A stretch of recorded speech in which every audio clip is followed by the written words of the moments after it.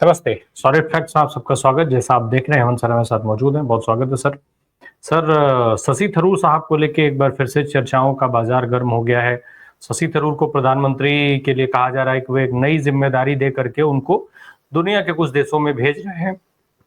क्या चल रहा है? एक तरफ कांग्रेस जो है शशि थरूर को कुछ कहती है, मल्लिकार्जुन खड़गे की तरफ से बयान आता है, शशि थरूर फिर उसका साहित्यिक जवाब देते हुए देखे जाते हैं। तो क्या चल रहा है? ये सारा खेल क्या चल रहा है? शशि थरूर जब लेख लिखते हैं तो वो कहते हैं कि उनका वो देश के लिए जितने भी मौके मिलेंगे वो सब काम करेंगे, लेकिन वो ये भी कह देते हैं, प्रधानमंत्री की तारीफ करते हैं, लेकिन वो ये भी कह दे रहे हैं कि भाजपा ज्वाइन करने का उनका कोई प्लान नहीं है। तो असल में कोई खेल चल रहा है या ये सब कुछ वैसा ही है जैसा दिख रहा है? क्या शशि थरूर अब ज्यादा सेफ है, अपने आप को ज्यादा सेफ फील कर रहे हैं और गेंद जो है वापस से कांग्रेस के पाले में उन्होंने ठेल दिया है कि अब जो फैसला करना है वो आपको करना है, आप करिए? आप प्रकाश जी नमस्कार, आपको सारे दर्शक साथियों को भी।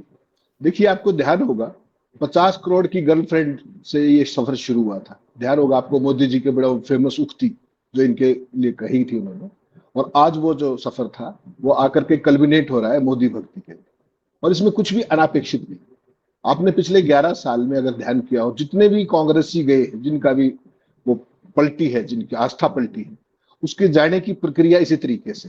पहले जाकर के वो धीरे धीरे बीजेपी की तरफ, मोदी जी की तरफ व्यक्तिगत गुणगान, और फिर धीरे से जाकर के वहां पे उनका समायोजन या जो भी एडजस्टमेंट जिसको आप कह सकते हैं, कुछ की हो गई, कुछ की प्रक्रिया में रहती है, कुछ हाशिए पे चले जाते हैं। लेकिन शशि थरूर को एक चीज आपको देखनी पड़ेगी। पहले वो अपने जो उनका प्रिय शगल है, दूसरे देशों में घूमना सरकारी खर्चे पर, 7 स्टार होटल, बिजनेस क्लास की टिकट्स, हाई प्रोफाइल फोटोग्राफी, वो सारी चीजें। तो वो 24 घंटे पहले जब मैं और आप बात कर रहे हैं, प्रधानमंत्री जी ने उनसे 1 घंटे 1-on-1 मुलाकात की। उसके बाद उनको 3 देशों की यात्रा पे भेजा गया है, एक खास डिप्लोमेटिक मिशन।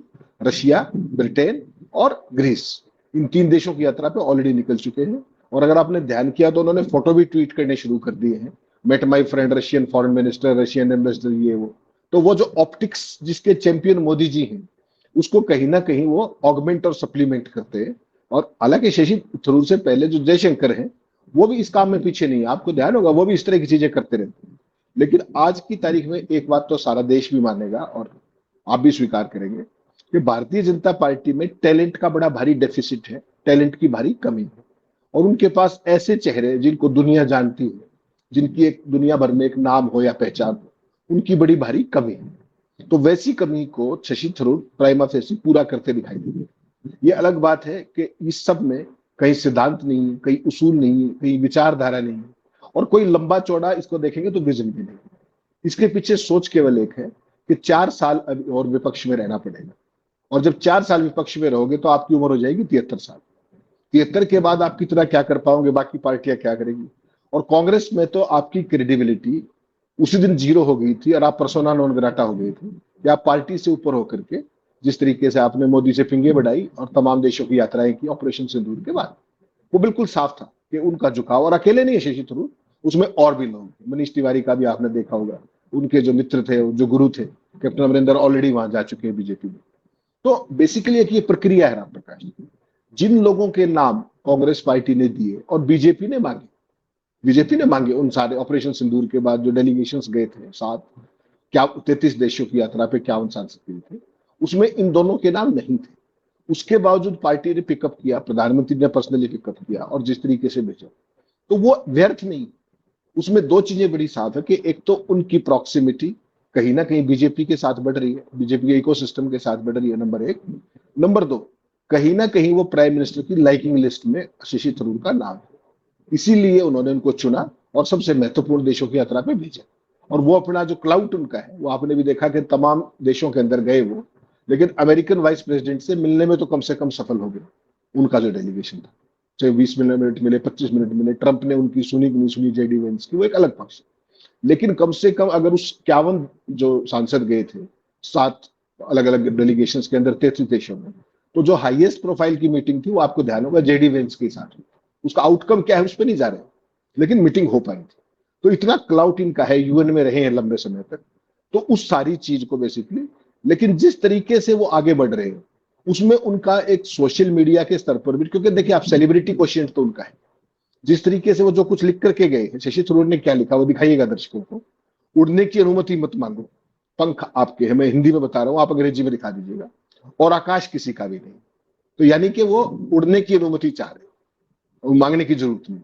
लेकिन सत्ता की दीवानगी में शशि थरूर साहब एक बात जरूर भूल रहे हैं राम प्रकाश जी, वो किसी को भी नहीं भूलनी चाहिए। एक बार अगर मोदी जी की भाजपा में चले गए तो आपको पता है ना, फिर जब हर चीज की अनुमति मांगनी पड़ती है, वहां पर क्या लिखेंगे, क्या ट्वीट करेंगे, वहां पर आजादी नहीं है ये वाली। वहां तो दिल्ली तो आपको मोदी जी के सारे ट्वीट को रीट्वीट करना पड़ेगा, नंबर 1। वो तो आपकी प्राइमा फेसी जिम्मेदारी है, सारा कैबिनेट करता ही करता है। नंबर 2 पे आपको दाखिला लेना पड़ेगा नए सिरे से अमित मालवीय की व्हाट्सएप यूनिवर्सिटी, उनकी ट्रोल सेना का हिस्सा बनना पड़ेगा, और वो जो कुछ टास्क देंगे उसको भी कहीं ना कहीं आपको एग्जीक्यूट करना पड़ेगा। तो ऐसा नहीं है कि आपको यहां अनुमति की दिक्कत नहीं थी, वहां हर चीज की आपको अनुमति मांगनी पड़ेगी।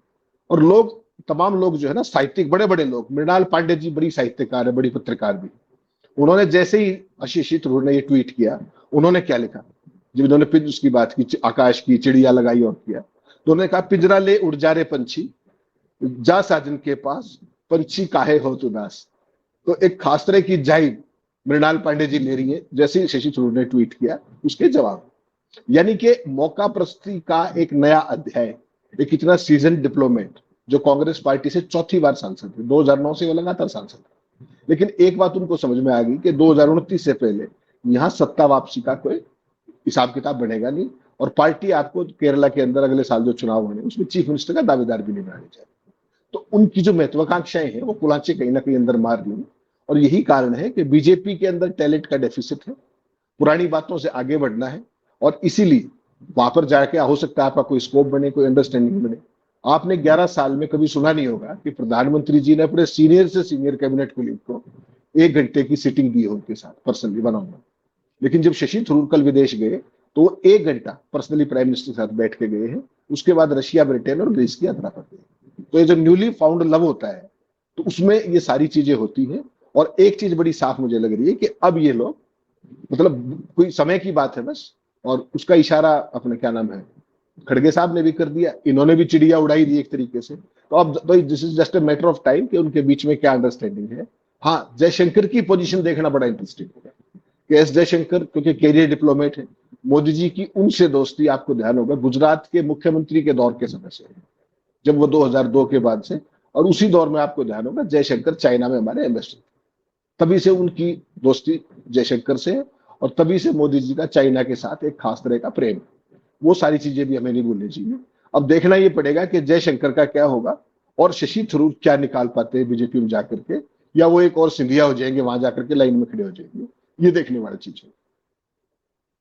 थरूर थरूर तो कह रहे हैं कि उनका भाजपा में जाने का कोई प्लान नहीं है। क्या कांग्रेस निकाल पाएगी थरूर को कांग्रेस से बाहर? नहीं, कांग्रेस की तो राम प्रकाश जी समस्या ये रही, आज से नहीं, ये 11 साल से अब है, और उससे पहले राजीव जी के टाइम में भी जो बातें राहुल गांधी जी कहते हैं बार बार, जो राजीव जी कहा करते हैं, वो केवल कह पाते हैं, वो एक्शन नहीं ले पाते। और आज की तारीख में एक्शन ना ले पाना ही पार्टी के, आप G23 देख लीजिए, ग्रुप बढ़ाया था, G24 जो भी ग्रुप बढ़ाया था, कपिल सिब्बल और सब ने, किसी के खिलाफ कोई कार्रवाई नहीं हुई। जिसको रहना है रहे, जिसको जाना है जाए, जो मर्जी है करे। तो सलमान खुर्शीद का भी आपने बयान देखा होगा जब वो अभी विदेश में गए थे, मनीष तिवारी भी जिस तरीके से कह रहे थे, कल का जो लेख आपने दर्शकों को दिखाया अभी जो मैंने आपको शेयर किया, उसमें वो कह रहे हैं कि मोदी जी भारत के प्राइम एसेट है। और कल तक उनकी क्या भाषा रही थी जब वो उनकी धर्मपत्नी के बारे में इस तरह की आपत्तिजनक टिप्पणी करते थे, और सारी चीजें आपको ध्यान हो, शशि थरूर कल तक धर्मनिरपेक्षता की बात करते थे, याद है ना आपको, सेक्युलरिज्म उनका मेन वो था, फोर्टे था। अब वो भगवा राष्ट्रवाद की दुहाई देने लगे। अक्सर वो अंबेडकर को उद्धृत करते थे, अब सनातन धर्म और संस्कृत निष्ठा की जो भी उन पर अतिथि व्याख्यान दे रहे, तो और वो भी अडानी के मीडिया पर। तो ये सारी सीक्वेंस वैसे नहीं है, अडानी के मीडिया पर जाना, आर्टिकल लिखना, मोदी जी की प्रशंसा करना, मोदी जी को पावर हाउस बताना, और सारी चीजें। तो अब इसके अंदर कोई स्पेकुलेशन की गुंजाइश नहीं बची। मोदी जी के साथ उनकी प्रॉक्सिमिटी, बीजेपी के साथ उनकी प्रॉक्सिमिटी, इसमें किसी भी रूप में आप वो मत मानिए कंफ्यूजन। प्राइम मिनिस्टर को अपोजिशन पार्टी का एमपी प्राइम एसेट कह रहा है भारत का, इससे बड़ी तो रिकग्निशन प्रधानमंत्री के लिए भी नहीं हो सकती, and that too of a person of a stature like Shashi Tharoor, चौथी बार एमपी भी, फॉरेन अफेयर्स कमेटी के चेयरमैन भी हैं पार्लियामेंट। तो ये सारी चीजें हैं बेसिकली। लेकिन इस सारे में जो उनकी जो इंटीग्रिटी है, जो उनकी विचारधारा है वो कहाँ चली गई, उसी को लेकर के उनके सवाल जवाब उनसे लोग पूछ रहे हैं सोशल मीडिया पे तमाम जगह। आपने जिक्र किया कि प्रधानमंत्री ने आज तक भारतीय जनता पार्टी के किसी मंत्री नेता को 1 घंटे का समय नहीं दिया होगा, और 1 घंटे तक इन्होंने गुफ्तगू की, बंद कमरे में बातचीत की। जो भी तय हुआ हो वो अलग बात है। अभी हम अगर उस क्या तय हुआ होगा, क्या प्लान हुआ होगा, अगर उसके बारे में आप कुछ बता पाए दर्शकों को तो वो बताइएगा। साथ में एक और चीज है, असल में शशि थरूर को भेजने का भी आपने जो जिक्र किया था, क्या जो दुनिया में डंका बजने का दावा किया जाता है, प्रधानमंत्री का भारतीय जनता पार्टी के नेता मंत्री कार्यकर्ताओं में भरोसे की कमी है, या फिर जो डंका दुनिया में पीटा जाता है, यहाँ जो पीटता हुआ बजता हुआ बताया जाता है भारत की मीडिया द्वारा, उसका सच उजागर होने का डर है, जिसकी वजह से प्रधानमंत्री भाजपा के किसी नेता को नहीं भेजना चाहते हैं। अपने तमाम जो जयशंकर सरीखे लोग हैं, जो कैरियर डिप्लोमेट्स रहे हैं, उनको नहीं भेजना चाहते हैं और उनकी जगह शशि थरूर को भेजते हैं, क्योंकि शशि थरूर का जो महत्वाकांक्षा जो उनकी है, जो उनकी लालच है कि वो मुख्यमंत्री बन सकते हैं या मंत्री बनने की जो महत्वाकांक्षा बताई जा रही है, वो समझते हैं प्रधानमंत्री की इसके चलते ये हमारे अगेंस्ट नहीं जा सकते हैं, तो अगर ये हमारे राज भी जान भी जाएंगे तो कोई दिक्कत नहीं है। राम प्रकाश जी, देखिए, सत्ता के अंदर जब आप होते हो ना, तो इस तरह के प्रलोभन से प्रभावित होने वाले लोगों की कोई कमी ना तो आपकी पार्टी में होती है ना बाहर की कोई पार्टी में होती है। जो मोदी जी की विदेश नीति का डंका और उनका जो कुछ कुल जमा अर्जित है, वो ऐसा कोई भी समझदार पढ़ा लिखा व्यक्ति नहीं है, ना देश में और ना बाहर, जिसको उसकी समझ ना हो कि ये डंका केवल अखबारों में और मीडिया तक सीमित है। हकीकत में कहीं कुछ नहीं है इसमें। ये सिर्फ और सिर्फ एक खास तरह की ऑप्टिक्स क्रिएट की गई थी। रही बात शशि थरूर की, देखिए, इनको लाटते ही आप ये तो मानेंगे ना कि जयशंकर ऑफेंड फील करेंगे, इसमें तो कोई शक नहीं। भाई, जयशंकर को ही तो रिप्लेस करने के लिए आप, और इस जो यात्रा पे अब गए हैं, वो इस समय जब मैं और आप बात करें तो शशि थरूर रशिया में, तो वो किस हैसियत में गए? क्या वो प्राइम मिनिस्टर के स्पेशल अनवाय है? अगर वो है तो फिर अपने क्या नाम है, जो एक और जो उनके एनएसए मिस्टर डोवल, वो क्या कर रहे हैं? या जो जयशंकर विदेश मंत्री हुई suppose to be carrying out all this task, वो क्या कर रहे हैं? या क्या वो दोनों फेल हो गए? तो कहीं ना कहीं इसके पीछे जो भी चीजें हैं, एक चीज तो बड़ी स्पष्ट है ना कि प्रधानमंत्री उन दोनों की जो भी सेवाएं थी या उन दोनों का जो भी परफॉर्मेंस है, उससे तो संतुष्ट नहीं है। वरना वो जाते, प्राइमरी काम तो उनका है, एनएसए का काम है या एमईए का काम है। शशि थरूर को ओवर एंड अबव भेजना, ये कहीं ना कहीं तमाम कंट्राडिक्शंस को भी उभारता है विद इन दी पार्टी, कि क्या उनकी एज हो गई है? अजय डोवल साहब इतने ज्यादा, हालांकि वो भी गए हुए थे, अभी पीछे देखा होगा आपने, दूसरे यात्रा पे थे, चाइना ही गए हुए थे शायद। तो कुल मिलाकर के राम प्रकाश जी, स्थिति ये है कि जो आज मोदी जी और उनकी, शशि थरूर की बात है, तुम्हें और कोई और नहीं और हमें कोई ठोर नहीं। उनको सत्ता चाहिए और मोदी जी के पास टैलेंट नहीं है। रही बात अपनी पार्टी की, अपनी पार्टी, अच्छा आप ही बताइए, चलिए, आपको अगर कोई पिक करना हो तो आप मोदी जी का विदेश मंत्री किसको बनाएंगे? नहीं है कोई नाम। जयशंकर जब नहीं था तभी जयशंकर को लाए थे, वो तो नॉन पॉलिटिकल आदमी, हरदीप पुरी जैसे लोग, अश्विनी वैष्णव जैसे लोग, जो बेसिकली पॉलिटिक्स के हिस्सा नहीं थे, वो ब्यूरोक्रेटिक उससे आए थे, डिप्लोमेटिक उससे आए थे, और तीनों अपने अपने क्षेत्रों में completely worthless, hopeless, useless, ruthless, कुछ भी कहिए आप, कहीं कोई यूटिलिटी नहीं है उनकी। लेकिन ये एक और बात बताती है कि मोदी जी की पार्टी में टैलेंट का सीवियर डेफिसिट है, और हो या ना हो, मोदी जी ने स्वीकार जरूर कर लिया है, पहली बात तो। दूसरी महत्वपूर्ण बात यह है कि जो शशि थरूर ने कहा, उन्होंने कहा कि अच्छा कोट किया उन्होंने कि चिड़िया, आकाश, ये सारा, लेकिन एक बात तो दर्शक भी समझेंगे और आप भी मानेंगे इस बात को, कि जिस उड़ान में विचारधारा ना हो, कोई मूल्य ना हो, कोई दिशा ना हो, वो अक्सर क्रैश हो जाया करती है। तो कहीं शशि थरूर की जो ये उड़ान है, ये समय से पहले क्रैश तो नहीं हो जाएगी? क्योंकि बीजेपी के अंदर आपको पता है, जब जितने लंबे समय से जयशंकर है, उनकी मोदी के साथ जो प्रॉक्सिमिटी है और सारा सिस्टम, आरएसएस के साथ जो वो है, आरएसएस के पास भी इस तरह के चेहरों की कमी है, जो अंग्रेजीदा हो, जिनकी पूरी वर्ल्ड वाइड एक एक्सेप्टेबिलिटी हो, सारी चीजें हो। लेकिन क्या वो विदेश मंत्री जैसे महत्वपूर्ण पद पर आने देंगे? या कांग्रेस की तरह ही किसी राज्य, किसी उसके अंदर एमओएस बन के रह जाएंगे? क्या शशि थरूर जयशंकर के जूनियर बनना पसंद करेंगे, या प्रधानमंत्री जी उनको ही विदेश मंत्री बना देंगे? ये तो सारे सवाल रहेंगे ना।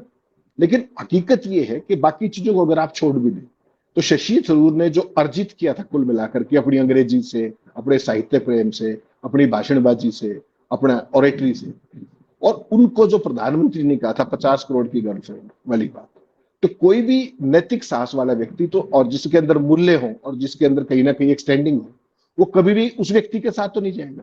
उनके ऊपर तो पर्सनल कमेंट था भाई, पर्सनल कमेंट।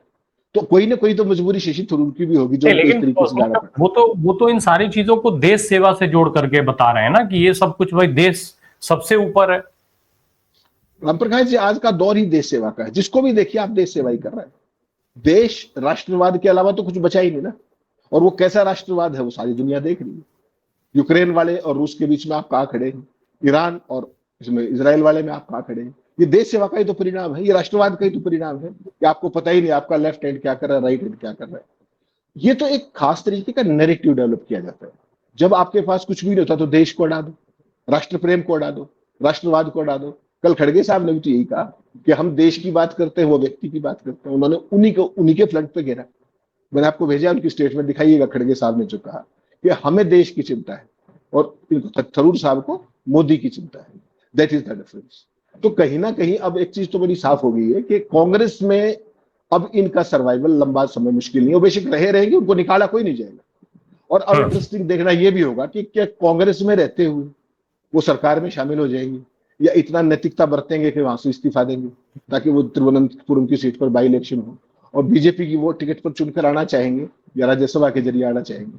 तो बहुत सारी चीजें देखी जाएंगी। लेकिन प्रधानमंत्री ने जो 1 घंटे का समय दिया है वो चीज बड़ी महत्वपूर्ण है। उसको मिस मत कीजिए। उसका मत मायने बड़े खास है कि प्रधानमंत्री ने कहीं ना कहीं शशि थरूर को लेके मन जरूर बनाया है। वो क्या मन है वो किसी को बताते नहीं है, या तो उनको पता होगा या शशि थरूर को पता है। सर, प्रधानमंत्री 1 घंटे का समय दें या 24 घंटे का समय दें, वो अपनी जगह पे है। लेकिन एक चीज जरा समझाएं, दर्शकों को समझाइए। इतने सारे सांसद उधार लेकर के इन्होंने दुनिया के तमाम देशों में भेजा।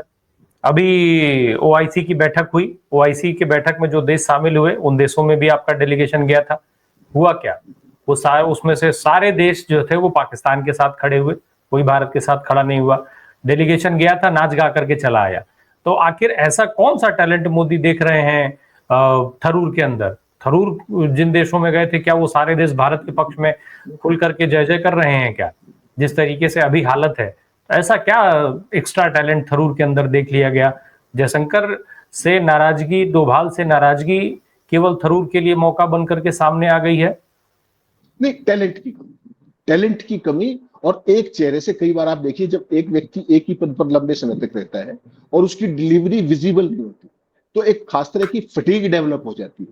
उस फटीग को चेंज करने के लिए चेहरा बदलना सत्ताधीशों का मुख्य शगल होता है। तो कहीं ये वो चीज हो सकती है कि जयशंकर जी की जगह पे एक नया चेहरा ले आए और कुछ दिन नाच कूद उछल कूद करेंगे वो। अभी जैसे उन्होंने ट्वीट किया, विदेश मंत्री जो रशिया के विदेश मंत्री, माई फ्रेंड, मोदी वाली भाषा, माई फ्रेंड। भाई आप तो केवल सांसद हो, वो रशिया का विदेश मंत्री है। लेकिन आज की जो मोदी जी की जो टिपिकल डिप्लोमेसी है वो हर जगह माई फ्रेंड ही है, या गले लगना ही है, या ठाके मारना ही है। तो वो उसी लाइन पे चलते हुए उन्होंने देखिए आप उसके 2-3 ट्वीट जब से रशिया पहुंचे, कोई एम्बेसडर के साथ, कोई विदेश मंत्री के साथ, और सबको वो लिख रहे हैं my old friend, my old friend. यानी कि वो अपनी मार्केटिंग स्टेब्लिश कर रहे हैं इंटरनेशनली भी और मोदी के दरबार में। देखिए इनके तो, आपका होगा विदेश मंत्री रशिया का, मेरे तो दोस्त हैं। इस तरह की चीज एक सेल्फ ब्रांडिंग भी तो होती है। एक टैलेंट को मोदी जी ने पहचाना, अपनी कमी को देख लिया कि हमारा जो सिक्का था वो नहीं चल पा रहा है, तो कांग्रेस से उधार का सिंदूर ले आओ और उसको फिर आगे बढ़ाओ। उसमें क्या होगा, एक तो जो फटीग डेवलप हुई है वो हट जाएगी, एक नया चेहरा आएगा। नए विदेश मंत्री पर टिप्पणी करने से पहले आदमी 4 बार सोचेगा यार तो अभी आए, पिछले का क्या कसूर है। और जो विदेश नीति की बात की आपने, ओआईसी की बात कर लीजिए, आप किसी भी संगठन की बात कर लीजिए, जो ग्रुपिंग्स होती है, हर जगह हमारी यही स्थिति है। ओआईसी में नहीं, ब्रिक्स में देख लीजिए, कहीं पर भी देख लीजिए। जिस देश को ये ना पता हो कि उसको जाना किस दिशा में, वो किसके साथ है और किसके खिलाफ खड़ा है, तो उसका कोई विदेश मंत्री हो, उसका यही असर होगा जो जयशंकर का हुआ। जी, थरूर साहब की अगर हम बात करें, हम जिस भी है वो चाहे ओल्ड फ्रेंड कह ले भाई, मोदी जी बार बार ट्रम्प को माय फ्रेंड करते रहे, तो ट्रम्प कौन सा इनके साथ आके खड़े हो गए? बेइज्जती पे बेइज्जती किए चले जा रहे हैं लगातार।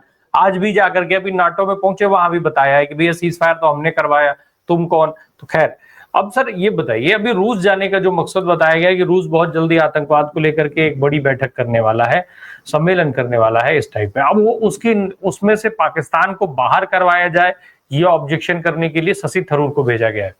सर, मोदी जी खुद जाके कुछ बना नहीं पाए, दुनिया के इतने देशों की यात्रा करके आए, एक देश इनके साथ खड़ा नहीं हुआ।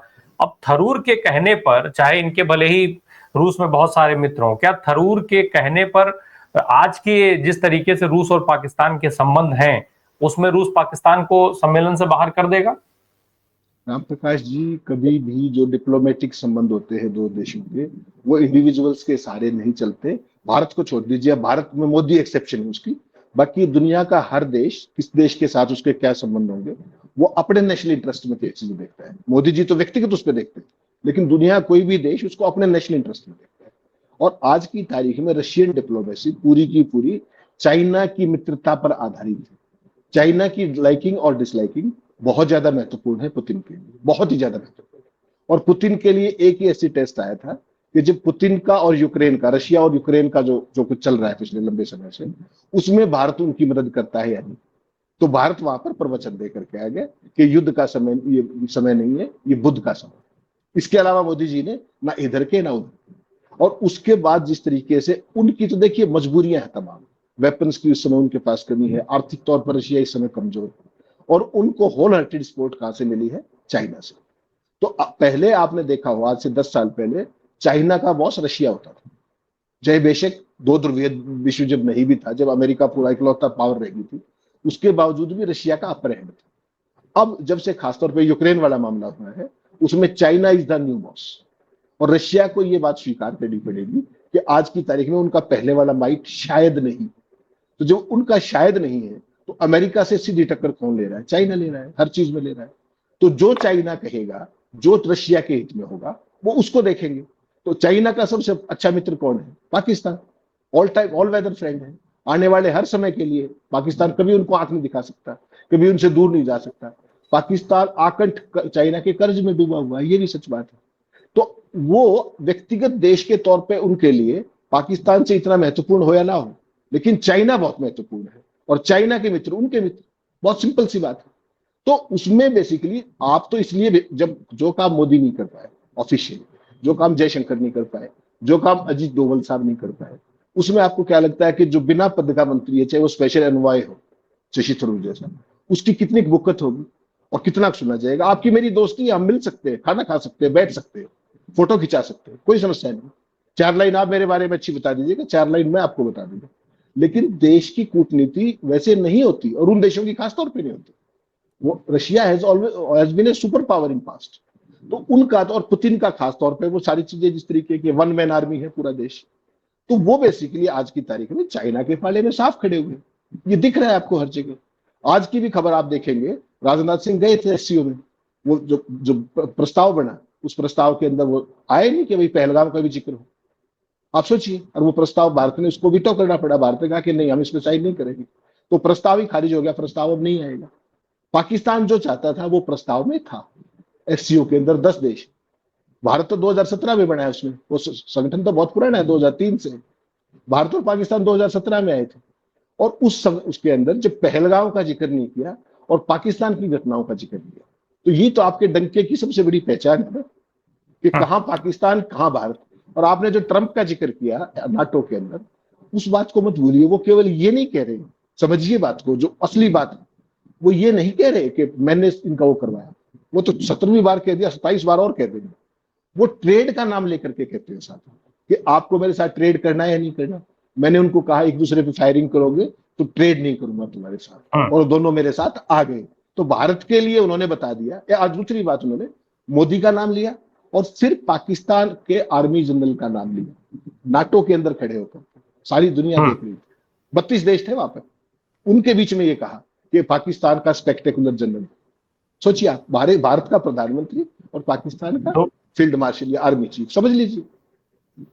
फाइनली अब ये मान लिया जाए कि जो अजीत डोभाल हो या जयशंकर, जिस तरीके से जयशंकर ने बयान दिया था कि पाकिस्तान को इन्फॉर्म कर दिया गया था एयर स्ट्राइक के पहले, तो अब जयशंकर की जगह शशि थरूर अनऑफिशियल विदेश मंत्री हो गए हैं। मोदी जी इस चीज को मान चुके हैं, सिर्फ घोषणा बाकी है। राम प्रकाश जी, मैं थोड़ा सा इसमें रखूंगा कि देखिए, जयशंकर की और मोदी की जो मित्रता है, वो आज से 23 साल पुरानी, जब वो मुख्यमंत्री थे, जैसे मैंने पहले स्लॉट में भी आपको कहा। और बहुत सारी चीजों में हमराज भी है। जिन चीजों को चाइना जानता है, जिन चीजों को इजराइल जानता है, वैसी बहुत सारी चीजों को प्रिवी है जयशंकर भी। क्या मोदी जी इतना बड़ा रिस्क लेंगे कि एक इतने पुराने हमराज को छोड़ करके एक दूसरी पार्टी के व्यक्ति से उसको रिप्लेस कर देंगे? ये कि बहुत बड़ा सवाल रहेगा। मोदी जी ने खुद कहा कि इस देश ने मेरी रिस्क टेकिंग अनऑफिशियली तो कैपेसिटी। किए ही हुए हैं ना, अनऑफिशियली तो किए हैं कि जहां जयशंकर को भेजा जाना चाहिए था वहां शशि थरूर को भेजा गया है। इसीलिए मैं कह रहा हूं कि मोदी जी ने देश को ये भी कहा कि देश ने मेरी रिस्क टेकिंग कैपेसिटी अभी देखी नहीं। तो मोदी जी की जो खतरा उठाने की जो कला है, उसको मैं और आप प्रेडिक्ट नहीं कर सकते, उसको केवल मोदी जी जान सकते हैं। लेकिन सच बात यह है कि 23 साल से वो मोदी जी के हमराज हैं जयशंकर साहब। उनको साइड करके अगर आप उसको लेके आते हैं तो इसका मतलब मान के चलिए कि मोदी जी में साहस ही नहीं दुस्साहस भी है, जहां तक अपनी सरकार का सवाल है। बाकी वो इकलौते अपनी सरकार को चलाने वाले, उनको किसी से पूछना नहीं है, कुछ नहीं। जिसको चाहेंगे लाएंगे, जिसको चाहेंगे हटाएंगे। उस पर काइट फ्लाइंग करना हमारे बूते से बाहर की बात है। मोदी जी का जो रिस्क टेकिंग कैपेसिटी है, ओनली ही is the person who knows it. फिलहाल मोदी जी ने जिस तरीके से थरूर को भेजा है वो दिख रहा है कि जयशंकर साहब साइडलाइन किए गए हैं। अब चाहे मोदी जी के नाराजगी से वो साइडलाइन किए गए हों या जयशंकर की असफलताओं ने उनको साइडलाइन होने के लिए मजबूर किया हो, बाकी अब जैसा आप कह रहे हैं मोदी जी के संबंध मजबूत हैं, ऐसे में जयशंकर को बनाए रखा जाएगा, लेकिन उनकी जगह काम शशि थरूर से लिया जाएगा। प्लान तो यही दिख रहा है, बाकी तो मोदी जी जाने। बहुत बहुत धन्यवाद हेमंत सर, हमसे बात करने के लिए। Thank you so much.